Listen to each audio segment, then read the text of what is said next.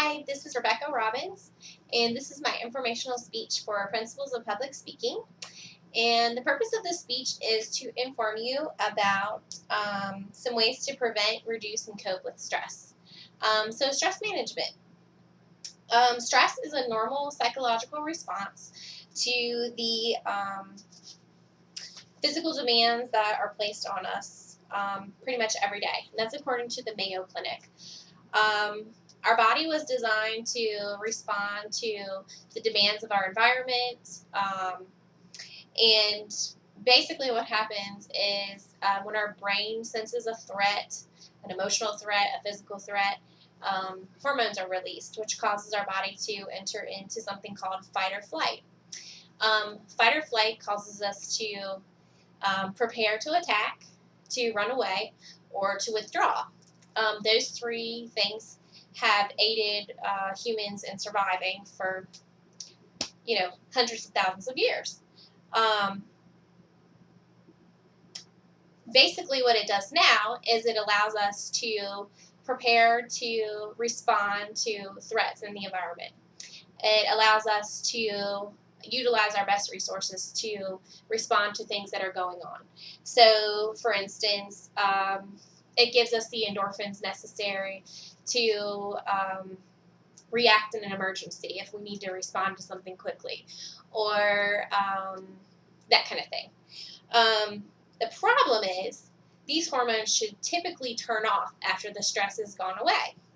After the threat has gone away, the hormones should shut down, and our body should return back to normal. But in our society, we are under constant stress and threats that our body continues to produce these hormones, which leave us in a stressful state. There are some things that we can do, and because our bodies are in this stressful state, that's why stress management is so necessary. Now, there are things that we can do to, number one, prevent stress, which is probably the best thing to do. First of all, we can prevent stress-inducing thoughts. People who are worrywarts, you're going to be way more stressed out than people who, have a pretty carefree attitude about things. So try to reduce the amount of worry that you have on a daily basis. It's not productive, and it's mostly a waste of time. There are some things that we're going to worry about and we have to worry about, but for the most part, worry sort of just takes up time and causes us to have that stressful emotion, that release of hormones that causes us to have these negative psychological and physiological symptoms. Some stress is avoidable, so we can prevent it by avoiding it, by choosing not to participate in certain situations that are unnecessary, by avoiding people that stress us out, by saying no. A lot of people have trouble with this, and we get into these situations where we're overloaded or burdened with tasks that we don't need to do. So learning how to take on just what you can handle and learning how to say no, that way you're not overloaded. Those are some good ways to prevent stress, to just sort of eliminate it.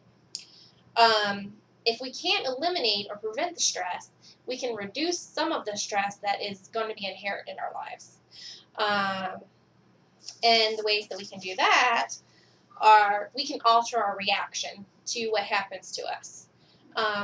We can't control all of the actions that are placed on us, but we can control our reaction. We can do this by being optimistic, by seeing the big picture.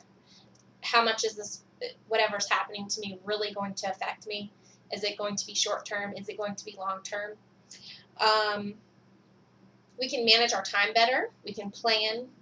I personally have found that by planning, that helps me reduce my stress. Being a student and a mom and working, I had to really learn how to juggle my time. When I hadn't planned was when my stress level got extremely high. Another way you can reduce your stress is by being willing to compromise with difficult people or difficult situations, and sometimes that's really hard to do. Another way to do that is not trying to control everything or make everything be perfect, because those things are never going to be obtainable. So by sort of taking on some of these ideas, you can reduce some of your stress. When stress is unavoidable, it's not preventable, there are some ways to cope with what does happen. In order to cope with stress, some of the best ways to do that would be to express your feelings, to have someone that you can talk to about what you're upset about, and be able to communicate honestly and openly with them. Another way you can cope with stress is to reframe your problems. You don't want to feel like a victim of whatever's happening to you. You want to feel in control of it. Turn it around, make it into a positive. If you're stuck in traffic, take that moment to pause, prepare yourself for your day, instead of feeling like, oh, woe is me, I'm sitting here in traffic again, this always happens. Kind of try to turn the situation around. See the glass is half full, not half empty. Another way is learning to forgive the past. By letting go of things that have happened, you can cope with stress. Make time for fun in your life and seek balance in your life. Having time for personal time, work, relationships, that kind of thing. Keeping a good balance will keep your stress level down. Connecting with others and having a good sense of community, whether it's with your family or with your school or maybe a religious organization. And another great way to cope with stress is to use humor.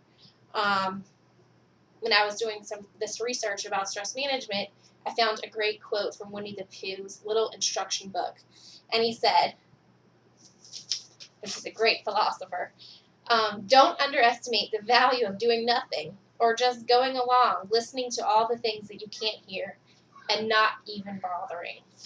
And I think that's also a great way to cope with stress sometimes, is just deciding to be still, tune everything out, and take that time to relax. That's really, really important, especially with the busy, busy lives that we all have. So in conclusion, I hope that this gave you some great ideas for preventing and reducing your stress. And for those things that we can't avoid, I hope it will help you cope with the things that are going to happen.